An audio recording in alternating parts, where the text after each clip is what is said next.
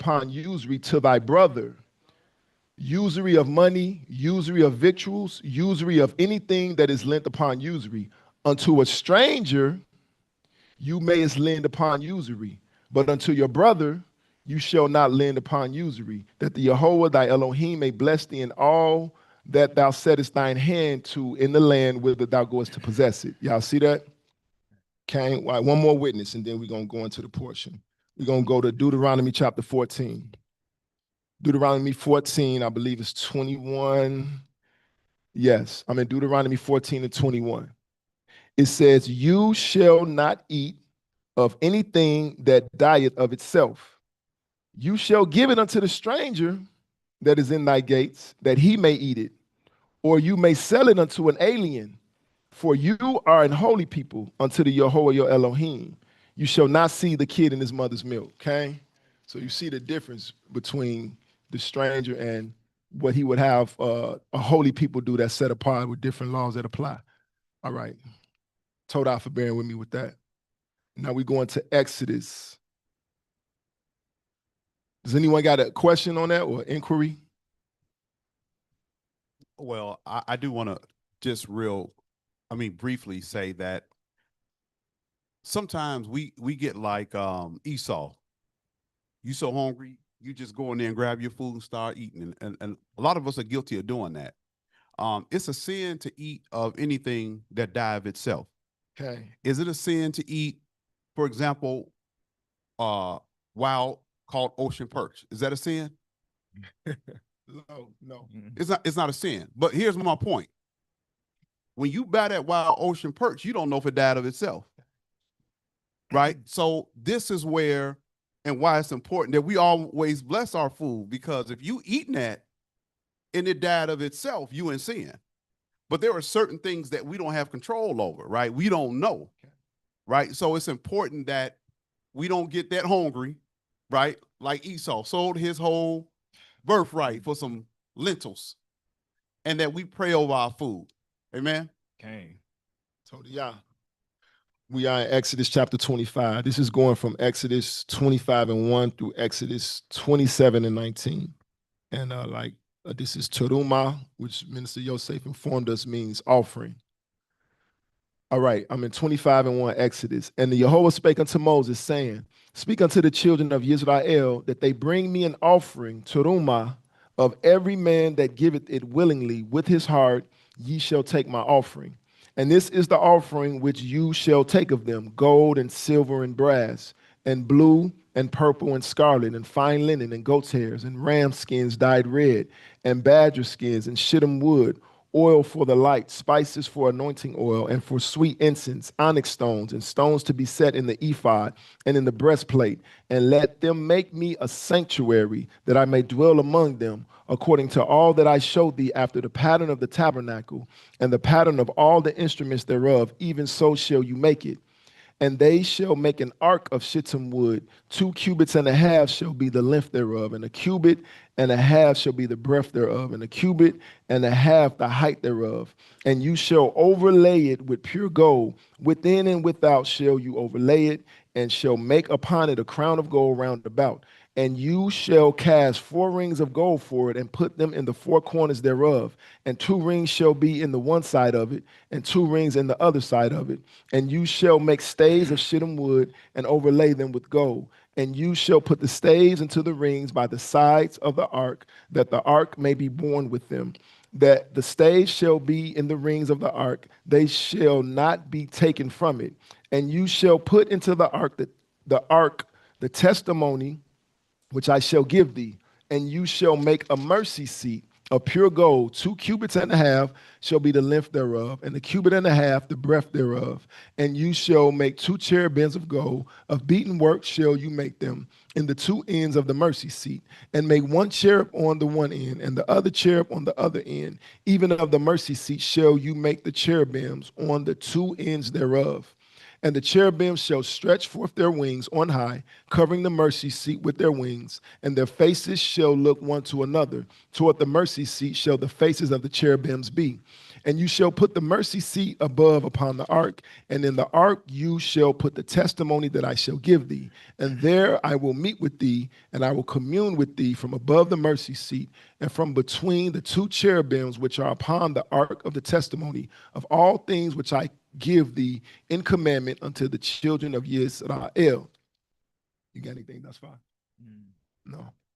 You shall also make a table of shittim wood. 2 cubits shall be the length thereof, and a cubit the breadth thereof, and a cubit and a half the height thereof. And you shall overlay it with pure gold, and make thereto a crown of gold round about. And you shall make unto it a border of an handbreadth round about. And you shall make a golden crown to the border thereof round about. And you shall make for it 4 rings of gold, and put the rings in the 4 corners that are on the 4 feet thereof. Over against the border shall the rings be for places of the staves to bear the table. And you shall make the staves of shittim wood and overlay them with gold, that the table may be borne with them. And you shall make the dishes thereof, and spoons thereof, and covers thereof, and bowls thereof, to cover withal. Of pure gold shall you make them. And you shall set upon the table showbread before me always. And you shall make a candlestick of pure gold, of beaten work shall the candlestick be made. His shaft and his branches, his bowls, his knops, and his flowers shall be of the same. And 6 branches shall come out of the sides of it, 3 branches of the candlestick out of the one side, and 3 branches of the candlestick out of the other side. 3 bowls made like unto almonds, with a knop and a flower in one branch, and 3 bowls made like almonds in the other branch, with a knop and a flower. So in the 6 branches that come out of the candlestick. And in the candlestick shall be 4 bowls made like unto almonds, with their knops and their flowers. And there shall be a knop under 2 branches of the same, and a knop under 2 branches of the same, and a knop under 2 branches of the same, according to the 6 branches that proceed out of the candlestick. Their knops and their branches shall be of the same, and it shall be one beaten work of pure gold. And you shall make the 7 lamps thereof, and they shall light the lamps thereof, that they may give light over against it.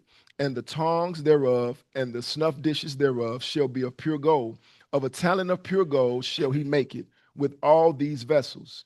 And look that thou make them after their pattern, which was showed thee in the mount.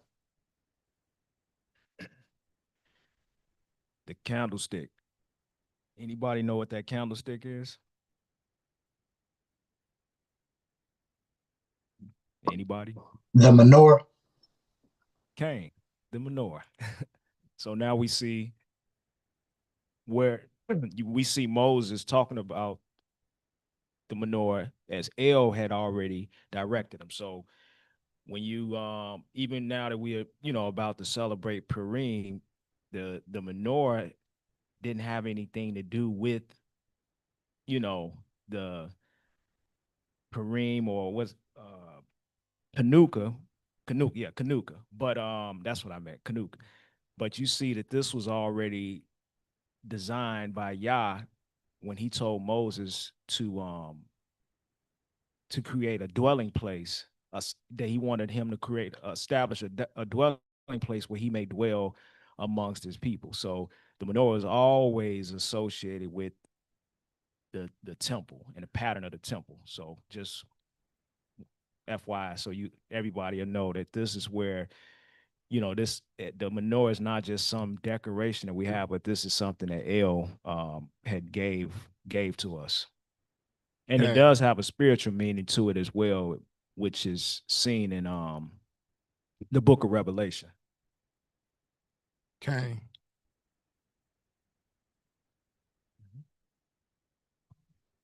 Shabbat shalom. Shabbat shalom. Curious about the cherubim, and how would they know what a cherubim looks like? How would they know what a cherubim is like? Yeah, what does it look like? He talked about, make sure the wings are facing each other and everything, but it was like a heavenly being, right? But how would they have known?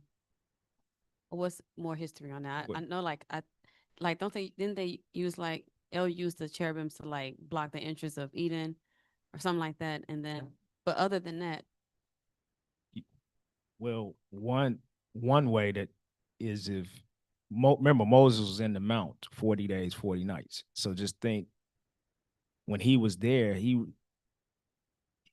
received a lot of instructions from El, and the Bible doesn't go into great like detail on everything that he said, but this is El telling him the instructions to make this cherubim. So it had to, Yah had to give some type of revelation to Moses on what this cherubim had looked like, and then Moses, of course, brought it back to the other elders and the people, because they design what this design that they're making on the ark.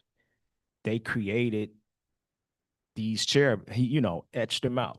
Yeah. So that, yeah, That was yeah, that was given by divine revelation. I think Okay. Genesis 3:24 is the first place we see him talking about the cherubim, and it was just described on there. in So the garden. Yep. imagery and y'all gathered their thoughts on what that looked like. Okay. Dealing with go ahead, Dr. Tate. Dealing with the menorah, like, and we did this before. It's always interesting to me to bring the Bible to light into modern day times, or into reality, modern whatever time it is, to see it and taste, touch, feel. So with the menorah, it says it's a talent of pure gold. And these things, all this, I always like to say, when we're reading the Old Testament, what's called the Old Testament, and it says the Yehovah said, the Yehovah said, the Yehovah said. When you get to the New Testament, we get Mashiach. But after the first, what they call the Gospels, after the first 4 books, you don't see too much in the Bible no more about the Yehovah said. So this right here, this is almost like part of a diary. I feel like this is the diary of Yah revealing himself unto us, how he thinks, how he views us, how he views things, his judgments, and even him giving his design. All of this stuff is spiritual meaning in all of this. I mean, everything that he does, the colors that he's using, the materials that he's using, the measurements, is none of this is random. And so when we deal with the menorah, it says, of a talent of pure gold shall he make it, right? And so a talent is an ancient, unit of measure. A talent is said to be about between 75 and 100 pounds, right? Okay, so now a talent of gold, so I looked it up. So a talent of gold is 75 to 100 pounds.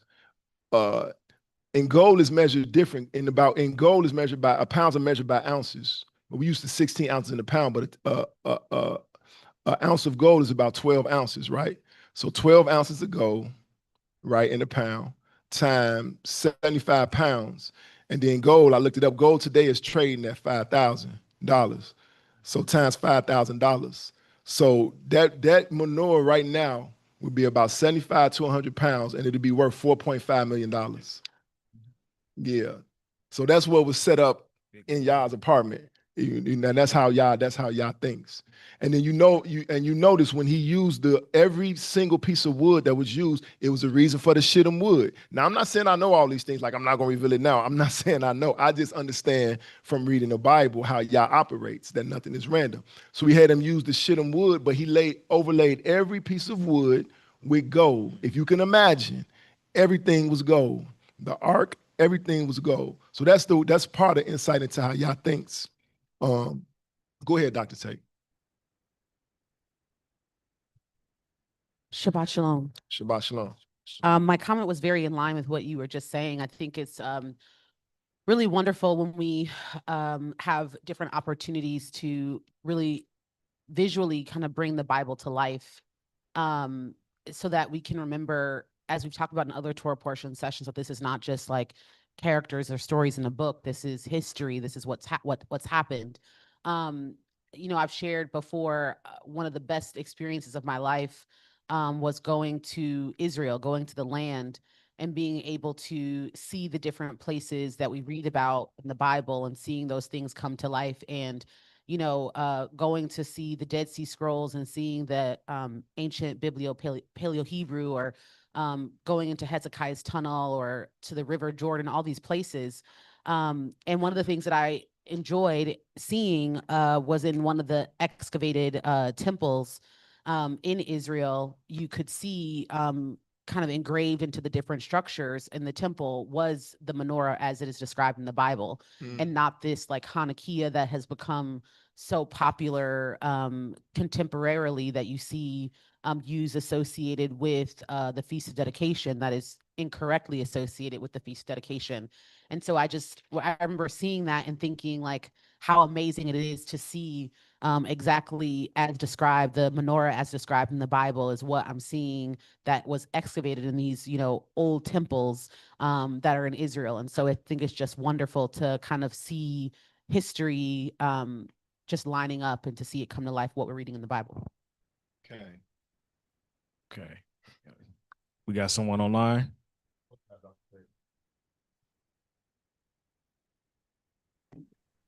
Shabbat Shalom. Shalom. Shabbat shalom. I wanted to also bring out that, Yah had told Moses that he was going to fill the heart of the son of Dan and the son of Judah. I think his name was Bezalel or Bezalel. He was going to fill their hearts with craftiness of how to form the different instruments for Yah's house. And just hearing that and knowing that and hearing this Torah reading, it caused me to think, what is filling our hearts? Are we really seeking Yah to fill our hearts with his divine will? Because many things are made on the earth, and some people say, well, it's all for the glory of Yah. But it is a ruler of this world, and Yah allowed the ruler of this world to have a time to do what in this time for him to do. So we gotta be careful with when we're leaning on our own understanding and saying, well, this will be good, but where's it originated from? Where's it coming from? Is it good because y'all call it good? Are we seeking those old paths? So this is what it caused me to think, and I wanted to share. Okay. Yeah, Yah gives the blue pattern, everything out the Yah. Okay, one more thing before we move on. In 25:8, it says, let them make me a sanctuary that I may dwell among them. This is given the reason. This is the reason why Yah commissioned Moshe to make a place. And then because, Yah's just not coming any and everywhere, contrary to popular belief. Many people believe, if they're gathered somewhere, where 2 or 3 are gathered in my name, there I am in the midst, and all these things. And everybody calls their place of worship the house of El, this and that, but not with the misunderstanding that Yah is not coming to a place that's not set apart, that's holy, that's clean, inwardly, outwardly, spiritually, physically clean. And so it has to be a prepared place for him. And so he did that amongst his people. Also to note, he says, let them make me a sanctuary, right? That he may dwell among them. 9 says, according to all that I showed thee, after the pattern of the tabernacle and the pattern of all the instructions thereof. So you see, part of it is, okay, even when you make this place, the key to him dwelling with a people or dwelling with us is holiness, set apartness, but then it's obedience. So you're going to make this place and set it apart, but it got to be to the instructions, what I told you. If I tell you use blue, don't use turquoise. You understand what I'm saying? Be obedient. He's circumspect. You see the detailed mind that Yah has. He doesn't let anything, go unnoticed. And then also it says, let them make me a sanctuary.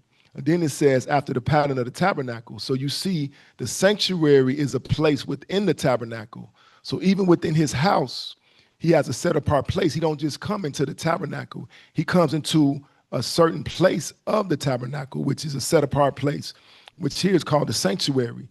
And the word says his way is in the sanctuary. So the sanctuary is a set apart place within the tabernacle. Okay. All right. You got anything else, Minister Yosef? Oh, not now. We in chapter 26, verse 1. Moreover, you shall make the tabernacle with 10 curtains of fine twined linen and blue and purple and scarlet, with cherubims of cunning work shall you make them. The length of one curtain shall be 8 and 20 cubits, and the breadth of one curtain 4 cubits, and every one of the curtains shall have one measure. The 5 curtains shall be coupled together one to another, and other 5 curtains shall be coupled one to another. And you shall make loops of blue upon the edge of the one curtain from the self edge in the coupling, and likewise shall you make in the uttermost edge of another curtain in the coupling of the second. 50 loops shall you make in the one curtain, and 50 loops shall you make in the edge of the curtain that is in the coupling of the second, that the loops may take hold one of another. And you shall make 50 taches of gold, and couple the curtains together with the taches, and it shall be one tabernacle. And you shall make curtains of goat's hair to be a covering upon the tabernacle. 11 curtains shall you make. The length of one curtain shall be 30 cubits, and the breadth of one curtain 4 cubits, and the 11 curtains shall be all of one measure. Quick note, a cubit is another ancient system of measurement. It's typically said to be about 18 inches or 1.5 feet. And the way they would take it, they would render it for the average person from the elbow to the tip of the finger was typically about 1.5 feet. So a cubit is about 18 inches roughly. Verse 9, and you shall couple 5 curtains by themselves and 6 curtains by themselves, and shall double the 6th curtain in the forefront of the tabernacle. And you shall make 50 loops on the edge of the one curtain that is outmost in the coupling, and 50 loops in the edge of the curtain which coupleth the second. And you shall make 50 taches of brass, and put the taches into the loops, and couple the tent together that it may be one. And the remnant that remaineth of the curtains of the tent, the half curtain that remaineth, shall hang over the backside of the tabernacle, and a cubit on the one side, and a cubit on the other side of that which remaineth in the length of the curtains of the tent. It shall hang over the side of the tabernacle on this side and on that side to cover it. And you shall make a covering for the tent of ram skins dyed red, and a covering above of badger skins. And you shall make boards for the tabernacle of shittim wood standing up. 10 cubits shall be the length of a board, and 1.5 cubits shall be the breadth of one board. 2 tenons shall there be in one board, set in order one against another. Thus shall you make for all the boards of the tabernacle. And you shall make the boards for the tabernacle, 20 boards on the south side southward. And you shall make 40 sockets of silver under the 20 boards, 2 sockets under one board for his 2 tenons, and 2 sockets under another board for his 2 tenons. And for the second side of the tabernacle on the north side, there shall be 20 boards, and there are 40 sockets of silver, 2 sockets under one board, and 2 sockets under another board. And for the sides of the tabernacle westward, you shall make 6 boards, and 2 boards shall you make for the corners of the tabernacle and the 2 sides, and they shall be coupled together beneath. And they shall be coupled together above the head of it unto one ring. Thus shall it be for them both. They shall be for the 2 corners. And they shall be 8 boards, and their sockets of silver, 16 sockets, 2 sockets under one board, and 2 sockets under another board. And you shall make bars of shittim wood, 5 for the boards of the one side of the tabernacle, and 5 bars for the boards of the other side of the tabernacle, and 5 bars for the boards of the side of the tabernacle for the 2 sides westward. And the middle bar in the midst of the board shall reach from end to end, and you shall overlay the boards with gold, and make their rings of gold for places for the bars, and you shall overlay the bars with gold, and you shall rear up the tabernacle according to the fashion thereof, which was showed thee in the mount. And you shall make a veil of blue and purple and scarlet and fine twined linen of cunning work, with cherubim shall it be made. And you shall hang it upon 4 pillars of shittim wood, overlaid with gold. Their hooks shall be of gold upon the 4 sockets of silver. And you shall hang up the veil under the taches, that thou mayest bring in thither within the veil the ark of the testimony. And the veil shall divide unto you between the holy place and the most holy. And you shall put the mercy seat upon the ark of the testimony in the most holy place. And you shall set the table without the veil, and the candlestick over against the table on the one side of the tabernacle toward the south. And you shall put the table on the north side. And you shall make a hanging for the door of the tent of blue and purple and scarlet, and fine twined linen, wrought with needlework, and you shall make for the hanging 5 pillars of shittim wood, and overlay them with gold, and their hooks shall be of gold, and you shall cast 5 sockets of brass for them. Whew. You got anything there? No, not yet. Okay, Yes. Eldell got something. Okay. Sister Constance, Shabbat Shalom. Shabbat shalom. All right. You know, I love reading this chapter and other chapters similar to it. Because you're a designer and you can see It it. really sets the standard. It really does. Yah is the most phenomenal designer.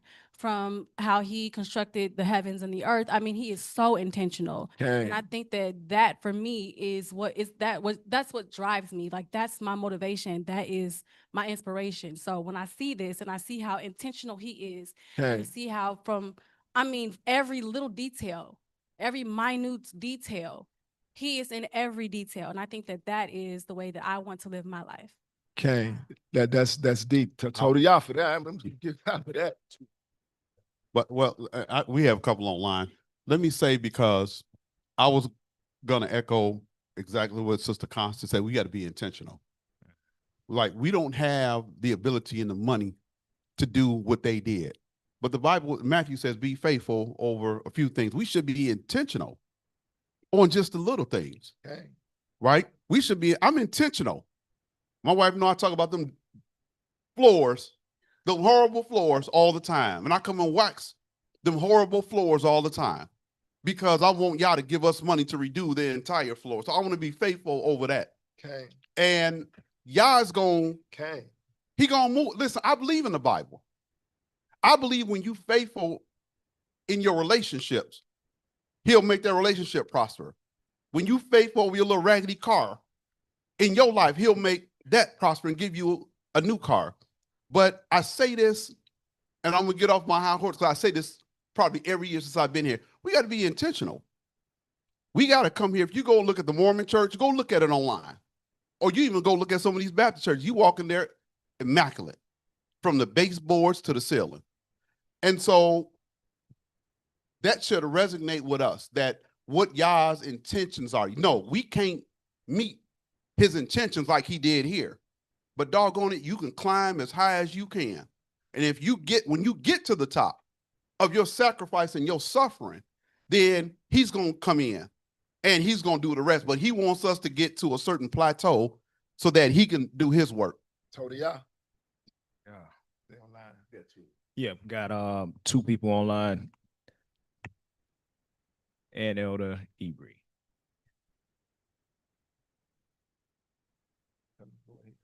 Yeah, go ahead. Online. Again. I don't know who else was up. I can't see. But I wanted to say I love that Yah set a standard. He put it in their hearts to make this do his will of making the sanctuary and making the tabernacle of congregation and showing that it's different functions. Different parts, the tabernacle, so he can appear, the sanctuary, so he can appear and dwell there, which the reading we read last week was 20 and 24, when we went through the 10 Commandments. 20 and 24 say, all places I record my name, I will come and I will bless. And I like that he set a supervisor over it. Like, even though he didn't give the talent of, he could have gave it to Moses to build, because he gave Noah the instructions on how to build an ark, and he told Noah to build an ark, right? But here we see Yah gave the supervision of how the tabernacle must be structured. He said it that, you know what, Moses, they doing this, and when they finish doing it, I'm still gonna hold you accountable, is what I'm seeing in 25:9, when he say, look, that thou make it after the pattern which was showed.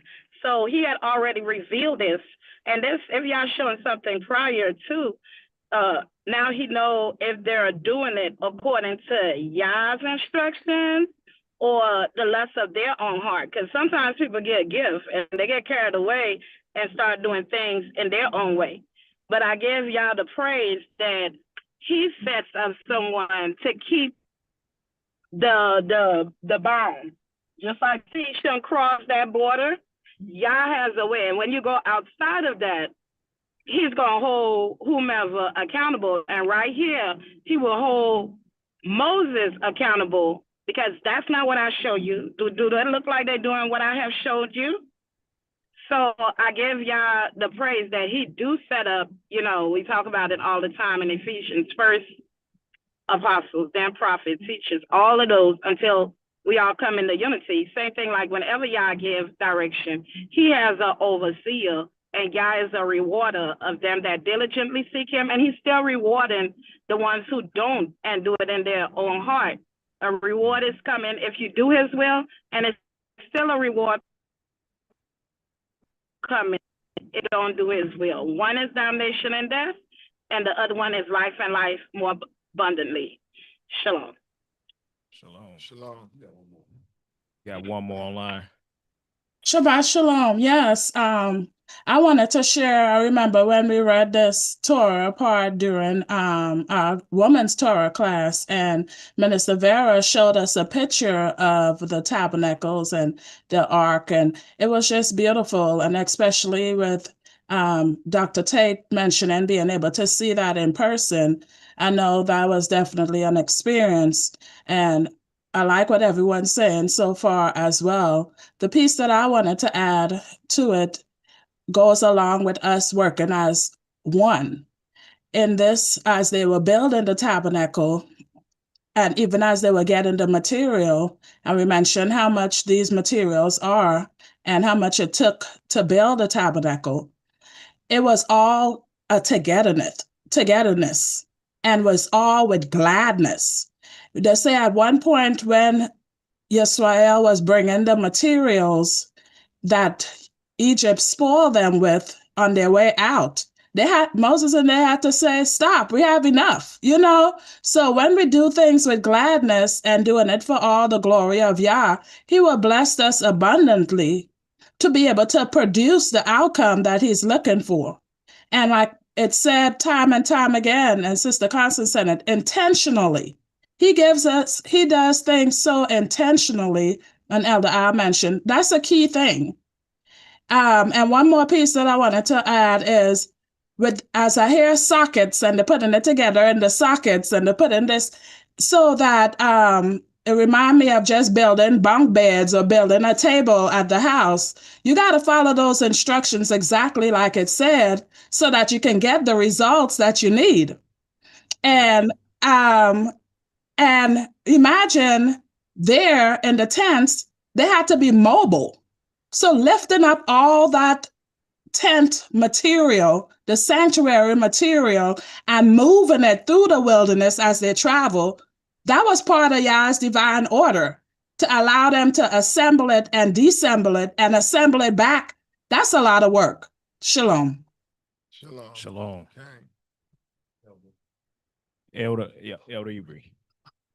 I just wanted to take a minute just to talk about the detail that we've been reading about. We started out talking about the badger skin and this and that.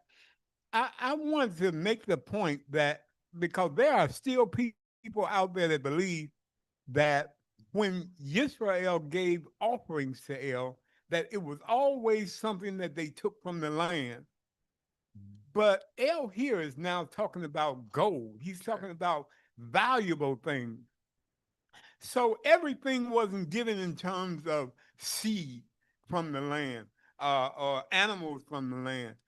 He here is talking about gold, overlaying even the wood that they use with gold.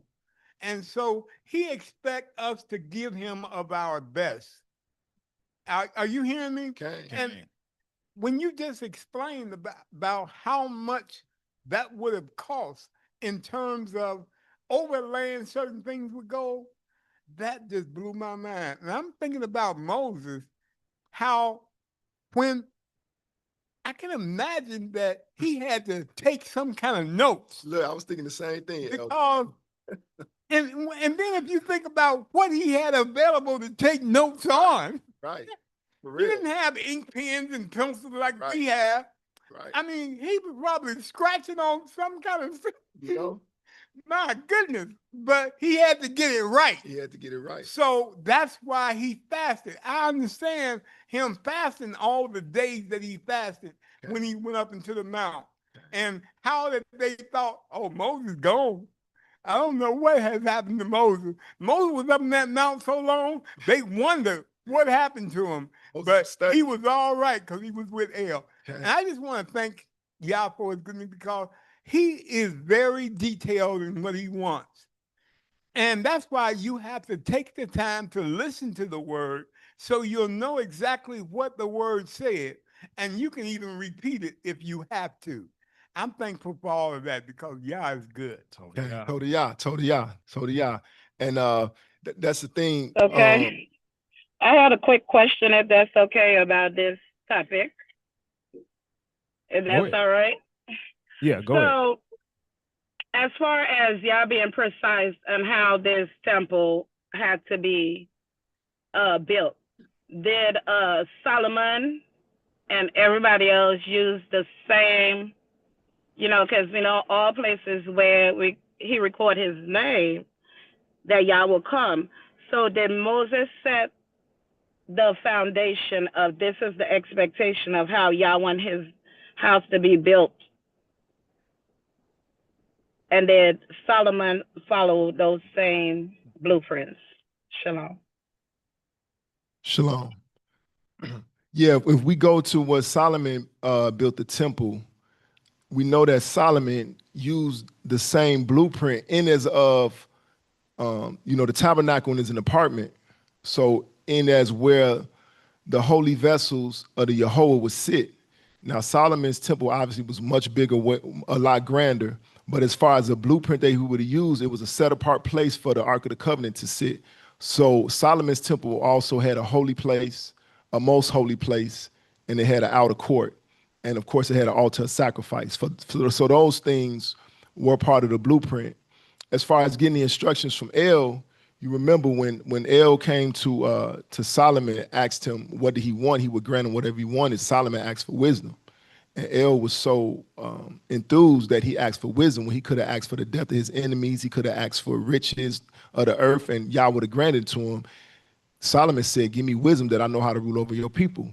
And so Yah gave him abundantly above wisdom. And we're going to read that actually in the portion that said Solomon was wiser than all the men of the East, and his wisdom was very exalted. So as far as him having that wisdom from on high, surely when he built the tabernacle, you might as well say he got the instructions directly from El because he built it with the wisdom of the Most High when he was making it. Another thing, go ahead. Another thing so too. when the veil was torn, that temple function don't have to be functioning anymore. That's part of the old covenant. Can you repeat that question?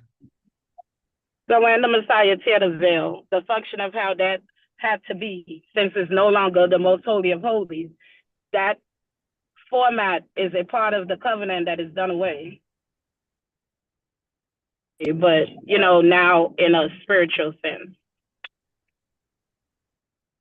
Well, look, hopefully I believe I understand your question. The purpose of the Holy of Holies was really to house the Ark of the Covenant. And so now, right now, we don't have the Ark of the Covenant. Now, it's they made a movie about it, Raiders of the Lost Ark, Indiana Jones. Good movie, by the way. They was looking for, I didn't know that growing up, but now I know that, they was talking about the Ark that they talking about here. Because once the temple was destroyed, nobody knows what an Ark is. Now, some say the Ethiopians have it and so on and so forth. But I believe that Ark is still preserved somewhere in the earth. But if we had that Ark right now in our possession, first of all, there's only certain ways you can handle it. You will see in the word, in the Bible, somebody died from touching the Ark, right? So there's only certain ways you can handle it, and it has to be a set apart place for the Ark. And the Ark has the mercy seat, which serves as like a throne because El said he would come and come down and he would dwell between the cherubims. So as far as having the most holy place, we don't have an Ark to house the most holy place. And certainly if we came into an ark. And here we would have to build a place, a most holy place, to house the ark for sure. So, and when you go back, if you look in, and I was gonna say this for later, but I'm gonna go into it now. But if you look in Hebrews 8, it talked about, it's verse 1, it says, now of the things which we have spoken, this is the sum. We have such an high priest who is set on the right hand of the throne of the majesty in the heavens. So one, yeah, we don't have the holies of holies down here, but it's definitely in the heavens, because this was everything that when Moses was building everything, it was given to him as a pattern for what was in heaven. So that was it. And verse 2, it says, a minister of the sanctuary of the true tabernacle, which the Yehovah pitched and not man. And then it says, I'm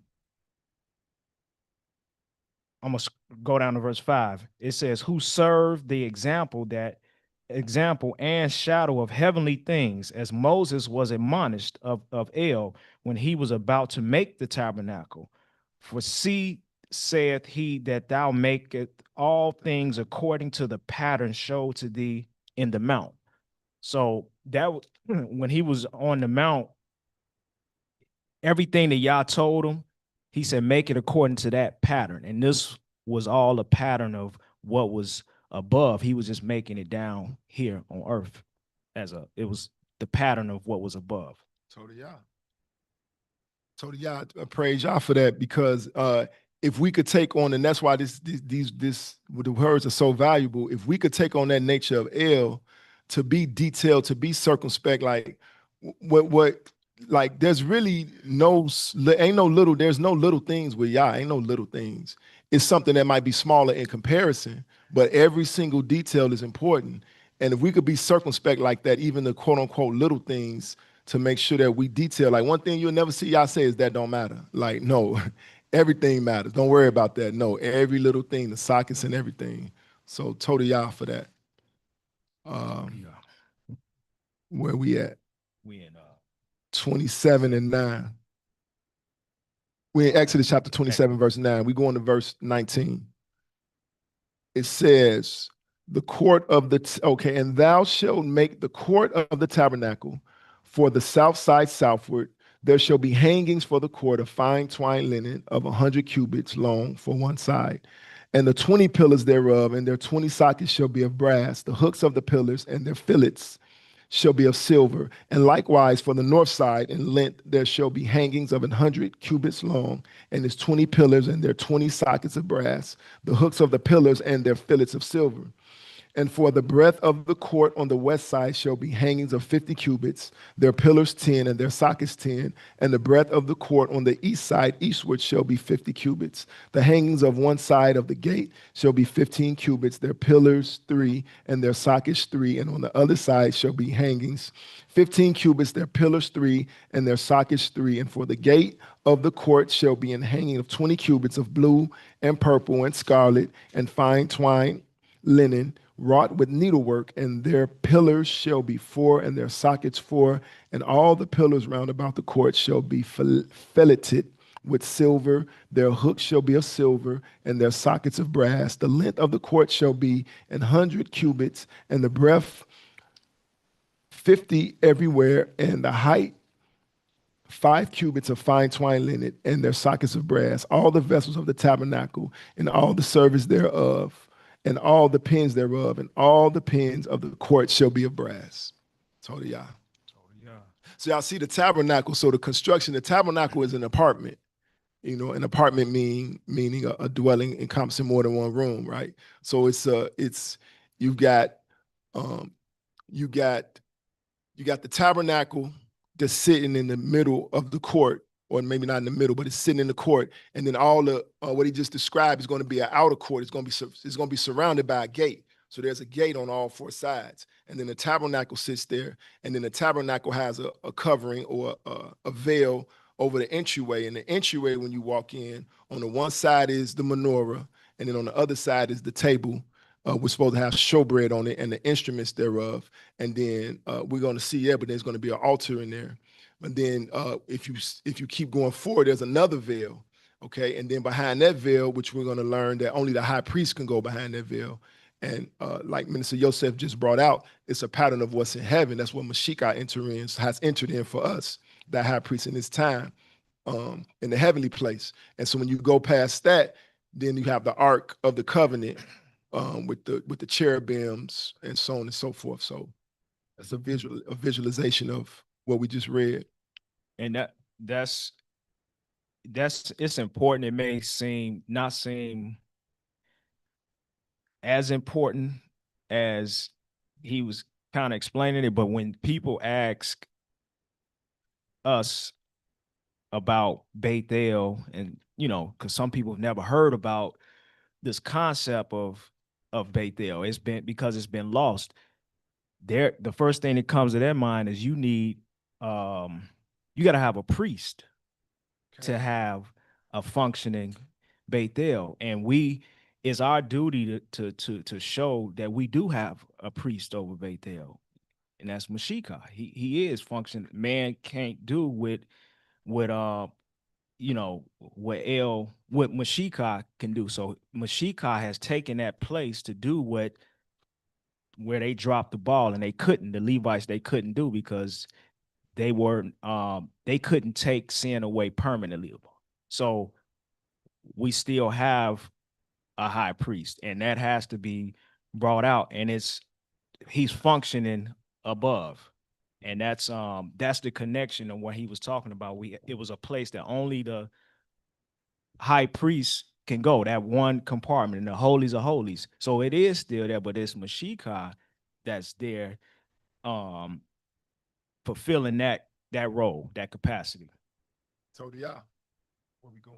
We going to while we take the questions. We're going to 1 Kings, okay? Yeah, 1 Kings. It's chapter 5. We're starting at verse 12, but we're gonna go up a little bit to get a little context of what we go ahead, Minister Nathaniel. And then we want to make sure that we just continue on until after this. Just save your questions until the end, so that we can make sure we get through the entire Torah portion.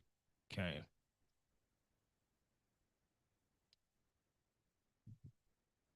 Shalom. Shalom. But this is also showing that every place in America on earth is not the house of God, because he's being very particular in how he wants his house to be.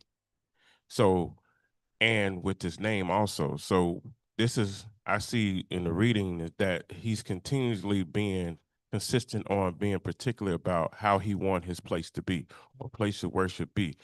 So this is another way of showing that the house of God has to be the way El intended it to be according to scripture. So yeah. We're going to 1 Kings chapter 5. We're going to start at verse 12, but I'm going to go up just a little bit to some of the verses before that to get a context of what we're reading. 1 Kings chapter 5. Yep. So I'm going to start. Oh, yeah. I'm going to start in chapter 4, verse 29. 1 Kings chapter 4, verse 29. Yep. All right. And it says, and El gave Solomon wisdom and understanding exceeding much, and largeness of heart, even as the sand that is on the seashore. And Solomon's wisdom excelled the wisdom of all the children of the east country and all the wisdom of Egypt. For he was wiser than all men, than Ethan, the Ezrahite, and Heman, and Calcol, and Darda, the sons of Mahal.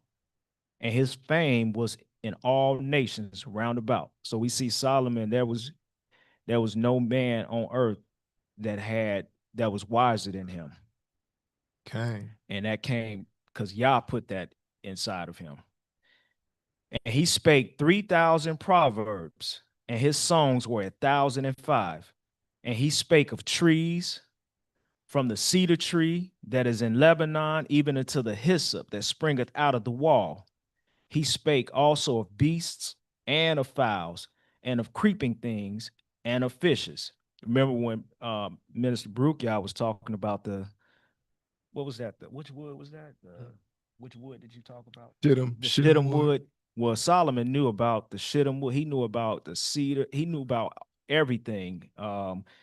According to what we're reading right here, that's how Yah was able to. That's what Yah put on him when he asked for the wisdom. He didn't ask for anything else but wisdom, and this is how it was revealed to him. Okay. And it says, he spake also of beasts, of fowl, and of creeping things, and of fishes. And there came of all people to hear the wisdom of Solomon from all the kings of the earth, which had heard of his wisdom. Okay, 1 second now. So, man, this is exciting. This is super exciting. This the same Yah that we serve. Solomon asked him for wisdom. I believe in James, I believe it's chapter 2, but James said, anyone that lacketh wisdom, to us today, anyone that lacketh wisdom, let him ask. And Yah will give unto him liberally and upbraideth not. So let's not look at this like it's so far gone, like Solomon's so far gone, and that was then, and these people are exalted beings higher than who and what we are called to be. No, the same wisdom, this coded in Chat GPT. It said, for real, it said, I'd rather sit back, I would rather ask Yah for wisdom, not to say to use the tools, but I would first primarily rather sit back, ask Yah for wisdom, and then sit and meditate on whatever I'm asking him wisdom for, ask Yah to give me the wisdom and meditate on that thing and listen and sit down with a pen and paper and receive downloads from the Most High and write those things down and then fill in the blanks with the modern technology. You understand what I'm saying? And we have the access to this same thing right now today, the same wisdom that Solomon was given to be the wisest person as the sand of the sea and all these obviously great names who were supposed to be men of antiquity that were great. None of them could phase Solomon. Yeah. And all the world came to see his wisdom because it was cast abroad without technology. And it says that all the kings of the earth which heard of his wisdom, they came to hear what they came to hear what Solomon said, what had to say. So just think, you got the people in the business world, you got what they call masterminds. And during these masterminds, you got people from all over the country, whatever. They'll come together to get these strategies and new ideas that may be working in a region where they're at. They may not have heard of it, but now they're going to take what they learned from this mastermind and go over here. And then they pay to come to sit in this room. And you got people that's charging 5 and 6 figures just to hear what this next person have to say. But here it is. Just think, Solomon wiser than anybody. So just imagine, I don't know if they was paying to hear what he had to say, but I can only imagine just what he had to give them, and they took back with him. So that's totally fascinating. Praise Yah. Verse 1 in chapter 5. And Hiram, king of Tyre, sent his servants to Solomon, for he had heard that they had anointed him king in the room of his father. For Hiram was ever a lover of Dawid. And Solomon sent to Hiram, saying, Thou knowest how that Dawid my father could not build an house unto the name of the Jehovah, his Elohim, for the wars which were about him on every side, until the Jehovah put them under the soles of his feet. But now the Jehovah, my Elohim, has given me rest on every side, so that there is neither adversary nor evil occurring. So right here is showing that the Bible says it was in the heart of Dawid to build a house of El. Yah wouldn't let him do it. But he said, your son will do it, because he had blood on his hands. But that statement that says it was in the heart of Dawid to build a house, that thought that came into his mind, it's not something that he just conjured up. We see in chapter 25, how Yah said, told Moses, make me a sanctuary that I may dwell amongst you. So that thought came from what was already there. Okay. That was divine. It came from the law, from the Torah. So it was not that was never a new concept. So when Solomon began to build the temple, that was, yeah, he built the Beit there, but that was not a new concept. It was already something that was established from what we saw from Exodus 25, and then we know that Yaakov had it in a dream. So it just progressed to become revealed on how it would actually be set up. Okay. We're going to verse 5.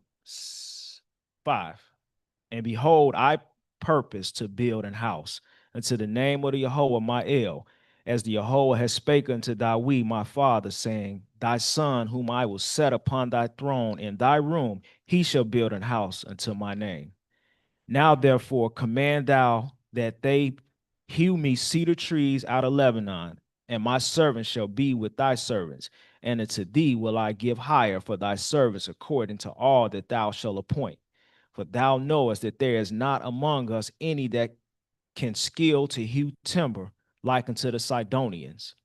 And it came to pass, when Hiram heard the words of Solomon, that he rejoiced greatly and said, blessed be the Yahweh this day, which has given unto David a wise son over this great people. And Hiram sent to Solomon, saying, I have considered the things which thou sentest to me for, and I will do all thy desire concerning timber of cedar and concerning timber of fir. My servant shall bring them down from Lebanon unto the sea, and I will convey them by sea in floats unto the place that thou shalt appoint me, and I will cause them to be discharged there, and thou shalt receive them, and thou shalt accomplish my desire in giving food for my house, for my household. So Hiram gave Solomon cedar trees and fir trees according to all his desire. And Solomon gave Hiram 20,000 measures of wheat for food to his household, and 20 measures of pure oil. Thus gave Solomon to Hiram year by year. Verse 12. And Yahweh gave Solomon wisdom as he promised him. And there was peace between Hiram and Solomon, and they made a league together.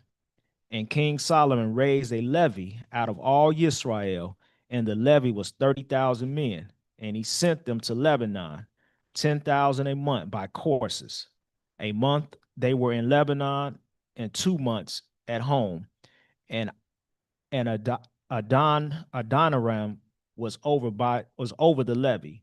And Solomon had 70,10,000 that bear burdens, and 70,10,000 hewers in the mountains, beside the chief of Solomon's officers, which were over the work, 3,300, which ruled over the people that wrought in the work. And the king commanded that they brought great stones, costly stones, and huge stones to lay the foundation of the house. And Solomon's builders and Hiram's builders did hew them and the stone squares. So they prepared timber and stones to build the house. Chapter 6. And it came to pass in the 418th year, after the children of Israel were come out of the land of Egypt, in the 4th year of Solomon's reign over Israel, in the month Ziph, which is the 2nd month, that he began to build the house of the Yahweh. And the house which King Solomon built for the Yahweh, the length thereof was 60 cubits, and the breadth 20 cubits, and the height thereof 30 cubits. And the porch before the temple of the house 20 cubits was the length thereof, according to the breadth of the house, and 10 cubits was the breadth thereof before the house. And for the house he made windows of narrow lights, and against the wall of the house he built chambers round about, against the walls of the house round about, both of the temple and of the oracle. And he made chambers round about. The nethermost chamber was 5 cubits broad, and the middle was 6 cubits broad, and the third was 7 cubits broad. For without in the wall of the house he made narrow rest round about, and the beams should not be fastened in the walls of the house. And the house, when it was in building, was built of stone, made ready before it was brought thither, so that there was neither hammer nor axe nor any tool of iron heard in the house while it was building. The door of the middle chamber was in the right side of the house, and they went up with winding stairs into the middle chamber, and out of the middle into the third. So he built the house and finished it, and covered the house with beams and boards of cedar. And then he built chambers against the house, 5 cubits high, and they rested on the house with the timber of cedar. And the word of Jehovah came to Solomon, saying, concerning this house which thou art building, if thou wilt walk in my statutes and execute my judgments and keep all my commandments to walk in them, then will I perform my word with thee, which I spake unto David thy father. And I will dwell among the children of Israel, and will not forsake my people Israel. Cain, Todia. 13. Yeah, Cain. Todia. One thing I saw in here, just the fact that things that this was thousands of years ago, but in I believe it's verse 8. 6 and 8. No, chapter 6. It was built, made ready. Verse 7. It talked about the and this house which was in building was built of stone, made ready before it was brought there. So in the building, in the construction world, they got what they call manufactured building, prefab, meaning it was made before in a factory. Well, right here, before it even get to the site, I'm just seeing how they was doing this back then. So what they doing now is nothing new. They had the same technology to do it even back then, and I'm pretty sure they copied it from them. Okay. One thing that struck me in 5 and 13 and 14 and 15, when they showed all of the people, when he say he sent them to Lebanon, 10,000 a month by courses, it was 30,000 men. The coordination and the work that it takes to build and to build a nation, and to build things that last. So, and of course, all this was in order. And he said 3,000 people, 3,000 supervisors, basically, that was over all these thousands and thousands of people. So there was a lot of coordination. And remember, they were going by sea also. They were going by water to get these things and bring them back. So that's a lot of coordination, a lot of order. And it's one of the, the laws that Yah has set up in the earth. In order to prosper, you must have order. Okay. So, and another thing is verse 12, where it says concerning this house which he's building, Yah told him it's not just enough that we have the house. We need the house, because he said for us to have it, but he told Solomon, you got to walk according to my judgments and my statutes, and then I won't forsake you. So that was something else that we have to also consider as well. Todia.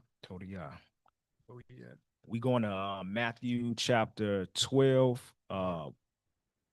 Matthew, right? I think it's Mark. Double check. Matthew. Double check. All right.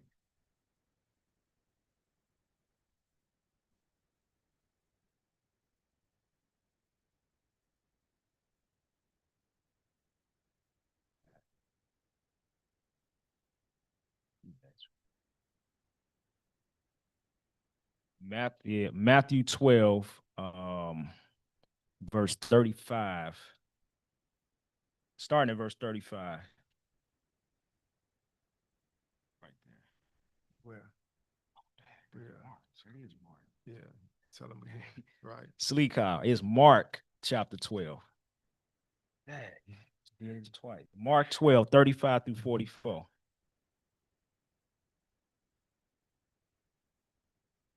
When you get there, say teruma.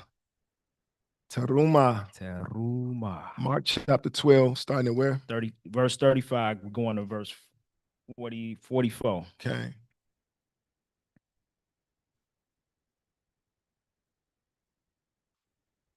Yeah. And Yashak answered and said, while he taught in the temple, how said the scribes that Mashika is the son of Dawid? For Dawid himself said, by the Holy Ghost, the Yehovah said to my Lord, sit thou on my right hand till I make thy enemies thy footstool. Dawid therefore himself calleth him Lord. And whence is he then his son? And the common people heard him gladly. And he said unto them in his doctrine, beware of the scribes, which love to go in long clothing and love salutations in the marketplace, and the chief seats in the synagogues, and the uppermost rooms at the feast, which devour widows' houses, and for a pretense make long prayers. These shall receive greater damnation. And Yashach sat over against the treasury, and behold, how the people cast money into the treasury, and many that were rich cast in much. And there came a certain poor widow, and she threw in 2 mites, which make a farthing. And he called unto him his disciples, and said unto them, verily I say unto you, that this poor widow have cast more in than all they which have cast into the treasury. For all they did cast in of their abundance, but she of her want did cast in all that she had, even all her living. Toda yeah. Anybody got you got something on that? No, I'm pondering. Anybody got comments or questions online in the sanctuary? Low. Anybody online? Yes. Go ahead, Sister Constance. I think it just puts into perspective the young man that came to Yashach and asked, like, what must he do to be saved, or to have some, to enter the kingdom. And he was like, sell everything you got, or, give it all away. And he couldn't do it. But here you have this little woman who has 2 pennies to rub together, and it may have been her life savings, and she gave everything that she had without even question, without being prompted. I mean, it just shows different sides of the spectrum that people are on. Toda yeah. If for me, if I take on the mentality that I don't own anything, it's easier for me to give and give away, because it's not mine anyway. And then also knowing, being in the covenant with Yah, even if it's my last, it's never my last, because I know Yah got me. So that's all I got. No, there's more coming. There you go. Okay, so having that perspective that Yah will have us have, especially when it comes to dealing with each other. Got a hand up in the back right there? Who was that with the hand up? Okay, that was just a random hand.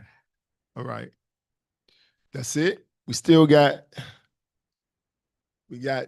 2 minutes. You got something? Anybody online? Got anything? Oh, y'all guys, yeah. No, it's just Shabbat Shalom, everybody. Shabbat Shalom. There's no question of statement. I just want to let you brothers know, Yosef and Ruki, y'all doing a great job with this Torah class. Oh, Toda yeah. Yeah. Thank you. And I appreciate y'all brothers, man. Y'all doing good, man. Toda y'all to y'all. Blessings. Praise y'all. Online, anybody? I just want to say shalom. Shalom. Yeah, Shabbat Shalom. Appreciate Minister Brukiel, you going over that at the beginning to cover up from last week to let us know what was up with that. That's appreciated. Okay, alo devah. Sure. And just so the saints understand and know too, the mentality that we take, I don't look at like we teaching the class. We facilitating the reading of the portion. And if we had more time, it would be more discourse back and forth. Because I'll be like, well, what y'all think about that? But since we got to move it along, we try to give insights. But by all means, I'm much more of a student than I am a teacher. So I look at it like I'm teaching, I'm learning up here. I appreciate Minister Naomi. She keep being circumspect. She keep me tight on point, and all of the saints in Nashville like asking the questions. So I appreciate that. So I'm definitely learning just as much, if not more, than all the saints. So I appreciate, this Torah portion just as much as anyone else. Yeah. Totally, yeah. All right. That's it. Preach word. You ain't got nothing else? Come on, bruh. See, your Thomas was way too short, man. You got to uphold your reputation, man. Oh, I knew it. There we go. This is the last one. I do got something. In a nutshell. He don't know. He don't have a nutshell. Okay. So what I would say from this Torah portion, it has taught me that we have to present ourselves more correctly to El.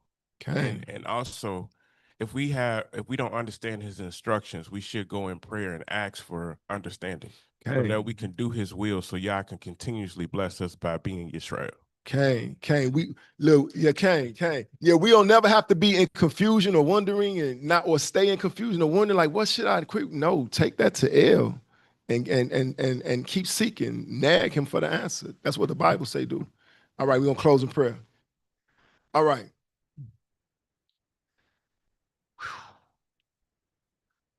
That was so good, y'all. You so good to us, Father. Thank you, God. Thank you.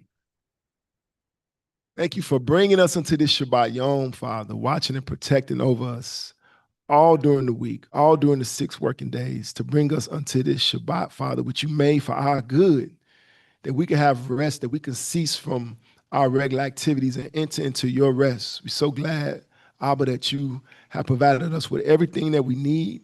Thank you for your word that you preserve, Father, to teach us, to edify us, and cause us to be hearers of the words and understand your words, and mostly be doers of your word, Father. That we be the light of the world and the salt of the earth. Abba Yah, we're just glad that you've chosen us to be set apart and ministered unto and formed, and that you've perfected us, Yah, in your perfect will. And we just thank you now, Father, for the rest of the Shabbat that's before us. Abba Yah, we thank you for the elders. We thank you for the leadership. We thank you for all the chief shepherds that have went before us, Father. We thanking you for the lesson that's getting ready to go forth, asking that you give us, open our hearts, our minds, our souls to receive your engrafted word. Give the elders perfect understanding and acceptable words, and give us a heart to seek, Father, and to grow, Father, and all the saints that are pressing their way, Father, give them traveling grace to arrive here safely. We thank you for protecting our homes and our vehicles while we're absent from them, Father, and just giving us a goodly heritage and feeding us with the heritage of Yaakov. In the holy and mighty shame of Yahshua Mashiach, we pray, ask, and receive. Hallelujah, hallelujah, hallelujah. Amen.